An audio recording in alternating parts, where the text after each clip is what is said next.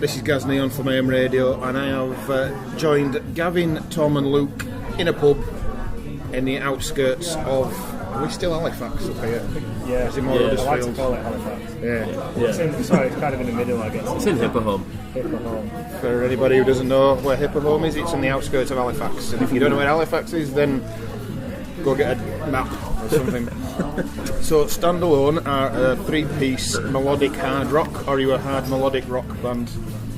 Both. Is there a difference? All of the above. We're a hard melodic rock band. Yeah. It's a hard distinction. I hate that question. Like what? I hate asking it, yeah. to be honest. I've started creeping the word alternative in there. Alternative, melodic, hard rock. Although the other night at his EP launch I had 2 amps and a piano for an hour's set. That doesn't make you progressive. No, it makes me evil. So how did you guys meet? Me and Tom went to school together. We were in bands growing up, and then obviously as school bands happen, they just sort of drift apart, and then you guys met. Well, I met because my drum teacher rang me one day and said, "Do you want to stand in for this band?" Yeah, we were just doing a covers band at that point. It's like we stood in a pub, stood in a pub. Yeah. And then a couple of years later, we formed another band as a three-piece. It was me and Tom, but we took it seriously. But we started writing our own material, but it was mainly doing covers from on it. And then as bass player left to go work on cruise ships, so we drafted Luke in and started getting quite a lot more serious with the songwriting and drafting out the covers and getting on with it, going on for the proper original material. So what were the reason for starting a band? Or this band? This band, I wanted to make what the other bands didn't do for me, I think, which was to focus on original material. So I really like writing songs. The way I saw it from your other band that I wasn't in was that you wrote an album, but you sort of bashed out the first 8 songs or whatever that you had, whereas what we've done is we've had a lot more ideas and we've compressed them into the best ideas that we had. So instead of writing 5 songs and putting all those out, we wrote 10 songs and condensed them down into 5 hard rock songs. Because you've taken your time about this as well, and you've not really. You do see, like you say, some bands will just rush out just to get. Oh look, we've got an album out, and some of the content and what's the other words I'm looking for? The filters aren't turned on. They just let everything through. Yeah. Just get the people rush straight ahead, and it's like you need to find the good balance between not leaving the gaps too long and not rushing out and wasting all your songs. I think it was good for each other really, because I would rush out and record 20 songs, whereas Luke I wouldn't say I won't allow it, but it's like more of a producer head, whereas I'm more of a songwriting. Well, I guess to say songwriting, it's kind of songwriting half of it, and then the other half going, I've got another cool idea, I'd like that to be in there as well. Yeah. I was going to say, it just develops over time, our songs. They're like I always say, I want to play them live, and usually I get a lot of ideas playing live, so... And it has worked out sometimes where we'd play a song and we've recorded this song straight away and we've not really played it live, and then we've all thought of better ideas for that one song. So this is why what Tom's saying, we prefer to play them live and get our own ideas of what we want to do live for that song and put that on the record. Get it road tested and iron out the creases, can't you? Yeah. So what were your influences, both musically and personally, as musicians coming into this? So personally, I've got a weird mix of sort of music, but I liked Iron Maiden. Never really could play any of their songs because when I was growing up playing bass, Steve Harris is just an amazing bass player. But I did start playing like the Jam songs and also Billy Talent for some reason. I used to play along to the CDs with them. So for bass playing, that's me. Cool. Personally, for me, band-wise influences, the first mega band was Guns N' Roses. I saw them play Sweet Child of Mine on TV, and that's what I wanted to do. Getting back to the why you started a band thing as well, because they looked really cool, and I was like, yeah, that's what I want to do. And then because My dad always used to go on about Cozy Powell as well, Dance for the Devil, so that was a massive influence on wanting to learn the drums. I wouldn't have ever got into rock music if it wasn't for the most hated bands in the rock scene, Nickelback. And then after that I got into quite a lot. These days I don't really know. I'm really kind of down the route of either really melodic or really quite heavy and progressive. So I like listen to a band called Ruben, which is never got that famous, but I love his songwriting and it's like the perfect balance of harmonies and really good singer-songwriter stuff to like really horrible sounding like screamy stuff. And then older bands that influence, we do a lot of 3-part harmony stuff and beyond if we can on the recordings, like Queen and the Beatles and stuff like that. So like a massive. Obviously, I'm talking about specifically when I was just playing bass when I was younger, but obviously all of our influences have grown since then, and what we do is we tend to bring those influences even if the other members of this band don't even know it, you know what I mean? So I might do a little bass thing that I've heard or, you know, that influences me. These guys might not know where it's from, so I mean, so it all comes together, doesn't it, to write our songs. But we might say, "Oh, that sounds good," or you know. Mr. Biffy Clyro from this as well. Oh yeah, Biffy. Which I think I don't think we have a certain band we all agree that we sound like. So when somebody asks, it's like I don't know. Yeah. It's heard a lot of different things. Somebody told me it sounded like Black Veil Brides of the night, and I strongly disagree. Yeah, I think that's a bit of a stretch, is that? I think you've been drinking. Somebody else said, "Please stop." Oh no, but we don't. No, yeah. Somebody said therapy. I'm not that familiar with therapy. I'm going to have to ask you who said that after this. It was. I know who. It was. Was it Manchester? It was a Manchester guy at the bar. Yeah. And he came up to me and went, "Don't take this in the wrong way." And that's when I said to him, I'm not taking it the wrong way. Like, it doesn't matter who we sound like, but we don't sound like that. You know it's not going to lead anywhere good if somebody says, "Don't take this the wrong way." It's usually followed by a but. Yeah. Well, I think he was like thinking I was going to go, "I hate Black Veil Brides. I don't really have an opinion either way. I've only ever heard one of their songs, and I know their appearance more than I know their music." So. But I've heard people have mentioned Biffy Clyro. I think in the sense that all their songs are different and ours are different, you know what I mean? So they've got some proggy type sounding ones, and then they've got like a pop song. So I think in that sense we are a bit like that. Maybe. I've heard Alter Bridge mentioned in a couple of reviews, but they're a bit more metal. A little bit more metal and operatic, I guess. It might be more about tone than actual sound. Because in some of the stuff you can hear, like you say, the Nickelback sound. Not necessarily the chart bothering stuff, but you know, like the album stuff that's better than the stuff that they put out there. And stuff like Muse as well, they've got a particular guitar tone, and then I won't say you've got anything that's close to it, but you can hear an influence through that.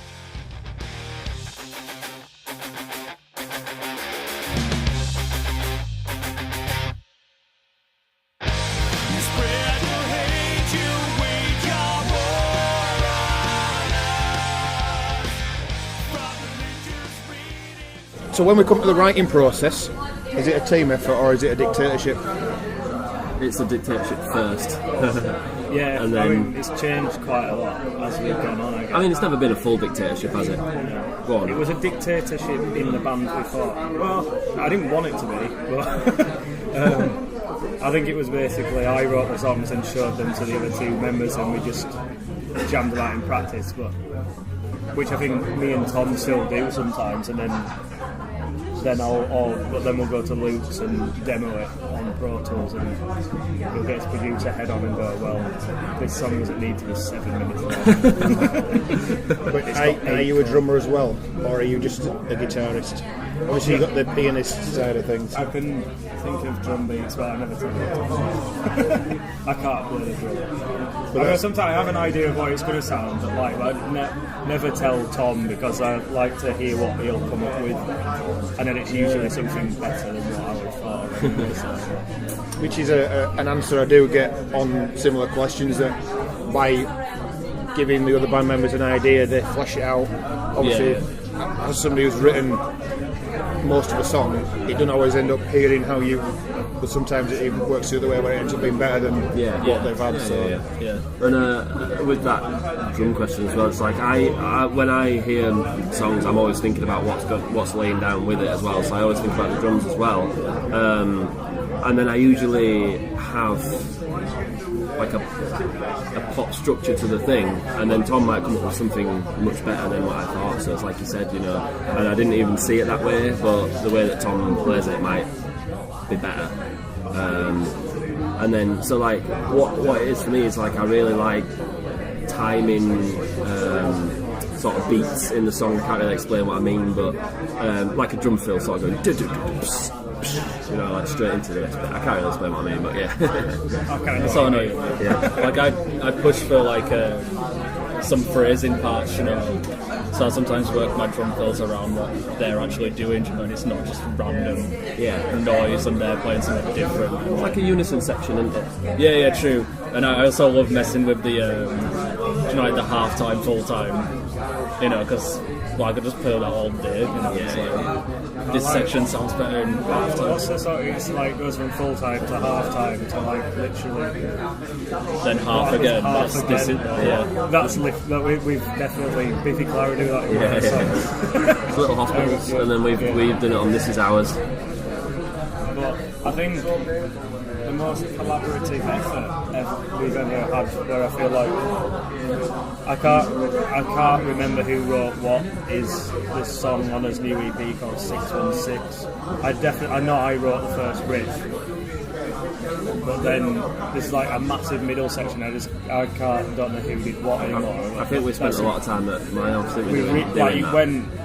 It has so many different life forms. Yeah. I'm not even sure it had an instrumental section to start with. It just had the weird time signature. I'll tell you what I was thinking, I remember this. You sort of brought the riff and the song to me, and I was just thinking, well, if we've got that proggy riff at the beginning, because it's like a different time signature change, I was just thinking, well, we might as well do like full-on prog if we're going to go there. So we've got this like middle section that's all like... I felt like we kept rewriting it to each other for ages until they were like, oh my god, the song's 6 minutes long, so then... Another thing, like, the guys were saying full-on prog, but then we wanted to also make it not poppy, but catchy. So these guys are doing like something together, but I just literally play like the AC/DC beat over it, so people have something to follow. And it's still got a pop chorus. Catchy chorus anyway. But then I really like what we like managed to get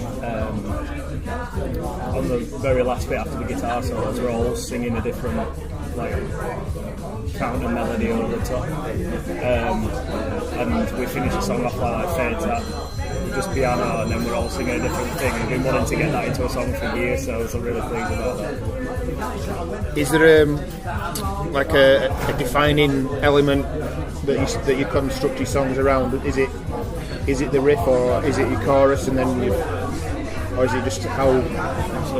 That's an interesting or are they more organic? It's usually that order, isn't it? It's the riff then the chorus. But like, we try not to make it like, like sometimes you listen to a rock band and it's just like riff, chorus, riff, chorus. We try not to make it as generic as that. We try and have some like unison beats together, like sections together and stuff like that. But it does usually start off with a riff, doesn't it? Yeah, but I feel like you can always tell the bands that have really thought about their rhythmic elements between the guitars and the bass and the drums, rather than bands that have clearly just thought of one riff. Which, I mean, I hate to say this because I like loads of songs that are just riff, chorus, but where it's, I suppose because we're a three-piece, we've got to be really like locked in and really tight, but we spend a lot of time working on rhythms, and I think it sort of kind of shows. I don't know. It's easy for me to say, so we're actually in a band. Do you write with a live?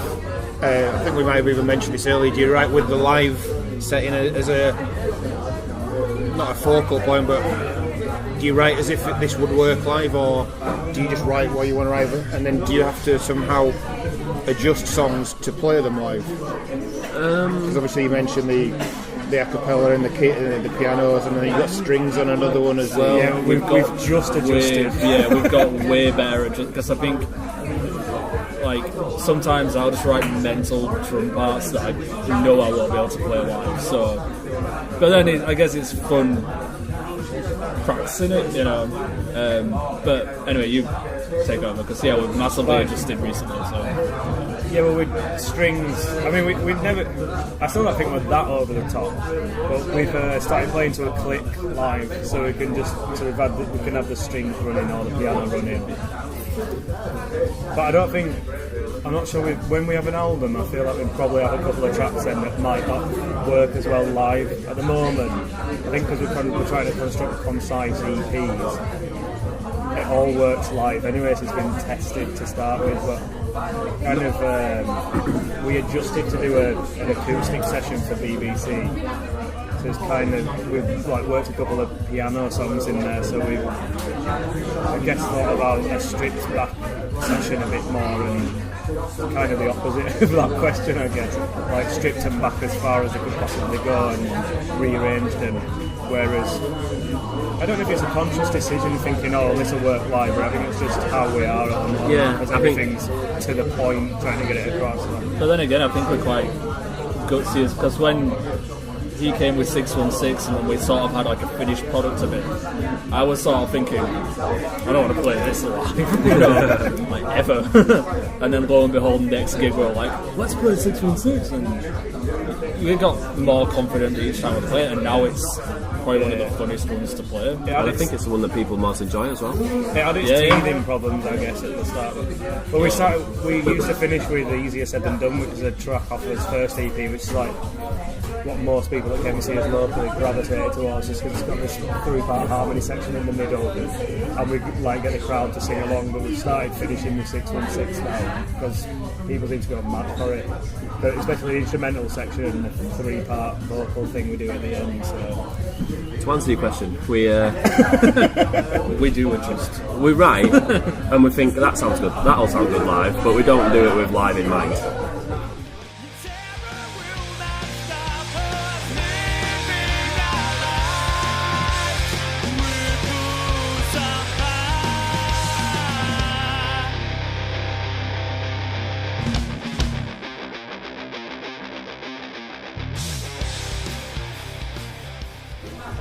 So if we can touch upon the EP, which came out Friday, and Falling Faster. That's the one. Yeah. Is there anything behind that title? It's a song lyric in 616. It's kind of just the one that stood out, I think. But I don't know if it stood out to you two. It stood out to me. The lyric, yeah. Like we've all, I won't go into it. We've all had quite a lot of personal difficulties over the past couple of years, and it set us back a bit, but it's also sort of set us lives back a bit, I guess. So it's the one that I sort of looked at and thought, well, it might have even been Tom actually that suggested it. Well, it's actually the bit that you sing. Yeah, true. Well, he sings it as well. Well, yeah. But I think you can. I didn't pick it because of that. I honestly felt like just the way, like, you know, just some of the problems we've had. It's like, you're falling faster because you get more problems about it. Yeah. It seems like that. I think it's like pretty relatable to your listener as well. Like, so it's just a simple 2 words you can, and it's quite. I suppose it's quite vague in a way, so people can make of it what they will, really. Like, which I kind of like, because I don't ever want people to just take away what I was feeling or whatever these were feeling from lyrics. It's good if you can make. I always like songs where I thought it was about something, and then you see an interview with a singer and they tell you something different. It's like really cool. My initial feeling on the title was it more of a social commentary than. Well, yeah, I mean the song, it is kind of, the actual song itself is a bit of a social commentary on the state of the world, or just not even. I don't like getting into politics really. Like, it's not what we do. It's not what I do. It is a little bit political though. It is. But I kind of just. even if not in this book because we're in hip hop and it's nice, just when you see different sets of people who don't seem to be able to get on with each other anymore, I just think it's really sad, or people that seem to want to control other people, and just, it's kind of a bit of a... It's like a statement about humanity. Yeah. Yeah, humanity rather than just politicians. Are these the overriding themes throughout the EP then, the struggles and the oppression and obviously the mental health issues? Mental health issues. It's a bit of a mix, isn't it? It's about sorry. Yeah, it's a lot of mental health issues. The repos on Pack, which I'm still not sure I'm pronouncing completely right, is actually I wrote the lyrics on the night of the Bataclan terror attacks. So it still is like tying in with the theme. I think the one that it would seem like it tied in is Save You. It's actually just a bit of a stab at the industry that we're in, and like you push me away and whatever. Well, that's like, it's funny that you say that, because I went straight to Never Stand Alone, because in Never Stand Alone it's like, that is like mental health in a way. That's how I see it. It's like, out of your reach, are you out of my mind, a moment in time, I'll pay you in kind, it's all sort of... Yeah. And it's like, in the chorus of Never Stand Alone, it's like a call and response thing between me and Gavin, so it's like, it's kind of like two people's thoughts, or one person arguing with their thoughts in a way, sort of. That's how I see it anyway. We did write that together, didn't we? Yeah. As we demoed it together, so it was like, rather than me going, I've written all these lyrics, you just sing it. It wasn't really like that. It just feel like it's getting that point across. Do you think there's still quite a stigma over the whole, boys don't cry shite that we definitely. I think the one that... I wrote the bridge section is the one that's most personal to me. That I teach some guitar I won't mention his name. Who confided in me about. So you get quite close to people when you know, like teaching for so long.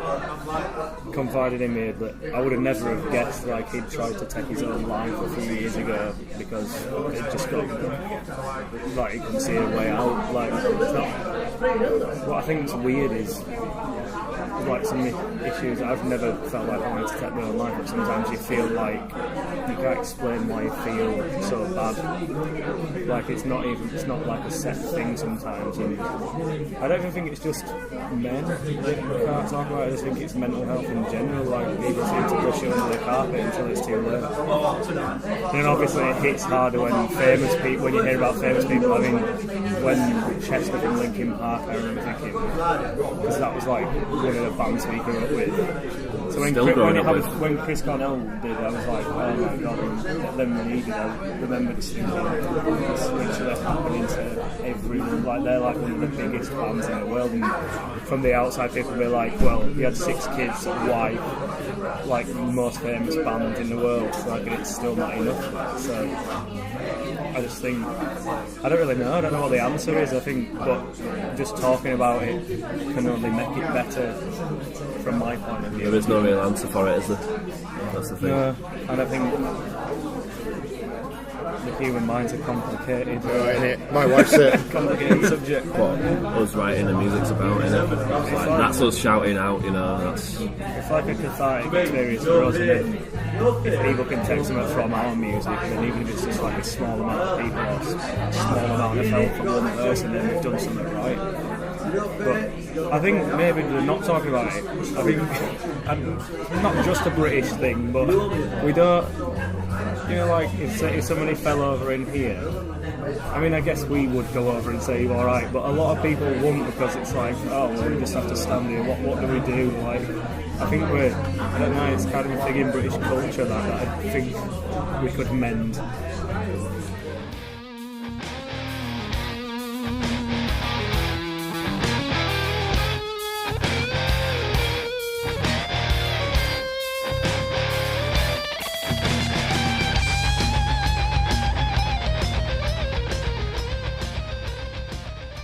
How did the release show go? Really good. Yeah, Really really good. I've seen some pictures and it seemed like a nice full venue. Yeah, definitely over. Well, how many would you say? 250? Yeah, I reckon it was pushing it. Like it looked. I got the sound guy to turn the lights up a couple of times. I was like, because when the lights were flashing on, I was thinking it looks really busy. This. Then when he actually did it, we're like, wow. Put them back on. Turn it down. I'm nervous again.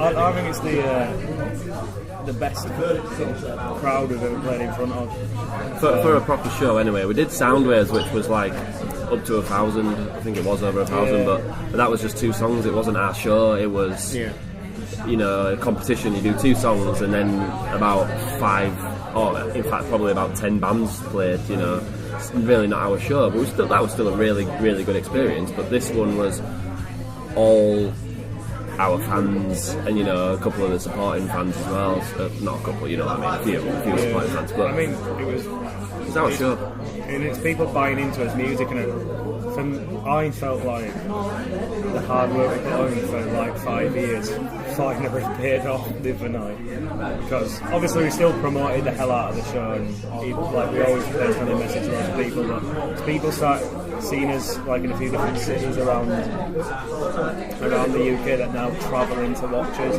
and even though that's only a few people, it's starting to happen. So it feels like we might have just moved from one small step to the next, but it feels like a big one. Well, any shows planned for next year? Anything in the pipeline? We've got some good festivals. We've got Rockmantic, which is that in February? Yeah, early February, isn't it? In Carlisle.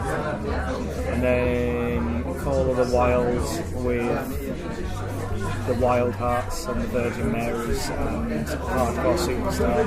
So that should be really, really good. And we're doing a 2-day co-headliner with a band from London called Colt 48 with swap shows. We did a gig with them last year, so we're doing a Leeds date where we're headlining and a London date where they will, and they're both early March next year. But we'll start booking up, trying to get on as many stuff as we can, because we need to promote this EP now. So it's finally out there. So. Yeah. Have you done most of this on your own DIY kind of thing? Yeah, I mean, obviously we take the help of what we can get, but I produced all the songs and EP and recorded them all, and that lot. But then for like the design of the logo and all that sort of stuff, we've got a bit of help. You know, we've got like a violin player to play on the EP. But other than that, you know, I mean, we've got our manager as well, Dave, who's got us a few gigs and stuff like that, some decent gigs. But yeah, other than that, it's all off our own back, you know. I mean, we're obviously working with Rage PR, but other than this the other massive things list we keep that we other than the Beatles manager taking over next week, no, like, and that's what I think it'd be nice to step up to that next level so we can get more help from people, but it feels good that we've done it really organically and we've worked really hard to sort of get to where we are now. So even though we're not there yet. No, yeah, we could go away. We're not done yet. But whatever we have achieved so far, it's been through putting in the hard work ourselves. So I think it feels better when that happens. I think if you're given you need to be given opportunities, obviously, but if you're given them either too early or when you're perhaps not ready at that time, or if you've not I think you have to play to no one before you can play to someone. So, right, time for some plugs. If we want the EP and the other EP, where do we need to go? You can get physicals at our gigs, and we will have that up online as well. Is it online already? Or? Yeah, you can buy the physicals from our website. Yeah. And then, so that's standaloneuk.com, and you can click on the shop and buy them there. And then iTunes, Spotify, Amazon, the usuals. All the money-grabbing streaming services. Yeah, so about that as well, we just want to get our stuff out there, you know. It's really good if you want to buy the physical copy, that's obviously the most beneficial to us. But you get the cool artwork on there as well, so that's cool, and the actual physical CD. So buy that if you can. But otherwise, like I say, get it on Spotify and all that sort of stuff.